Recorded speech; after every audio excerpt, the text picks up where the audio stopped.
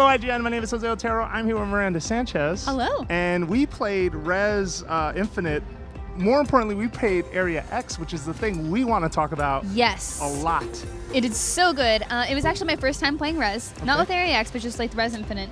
And then transitioning into Res Infinite Area X was amazing. Yeah, so if you know what Res is, you know that this was a game that came out, sort of in the early millennium, and it is sort of a shooter, but it's also a music experience. The creator likes to call it synesthesia, sort of this marriage of music and visual and, everything happening at once. But then Area X, it's typically a rail shooter, whereas Area X takes the rails off, and they decided, well, we're going to optimize this for VR.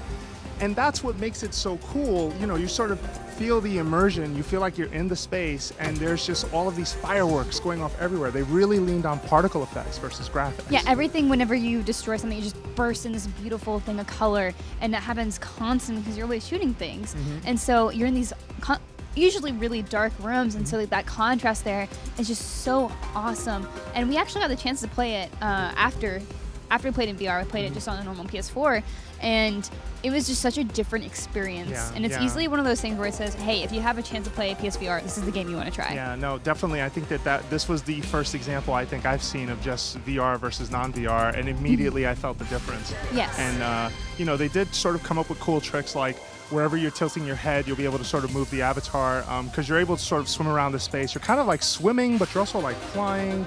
Yeah, it's like a mix between the two. It just feels like sensation of both of those, but in the best way. Like I never felt nauseous or like never felt like I was moving too fast. Yeah, and I think the thing that impresses me most is just the sort of control on the tone. Like from the beginning, there's just this one target, and once you shoot at it and you get max target lock on it, you get just teleported into this incredibly colorful world where sort of each structure kind of ebbs and moves according to what's near it. And then next thing you know, there's like these big squids swimming on by you, or there's these big robots, your favorites. Yeah, my favorite, the twins. I've affectionately named them that. Maybe you'll see them sometime. And it's an experience that leaves you wanting more. And I think that's the thing that is the unfortunate side of this, is that once it's over, it's a replayable one, and I think that's great. I wish also it were a little bit difficult, like even though I had just played the first part of like Res, transitioning this, it did feel a little bit more simple.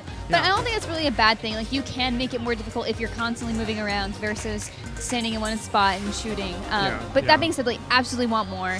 Yeah. Hopefully someday. Yeah, no, definitely. So you can check this out when PSVR launches, and for everything PlayStation VR, Res Infinite, you're already in the right place in IGN.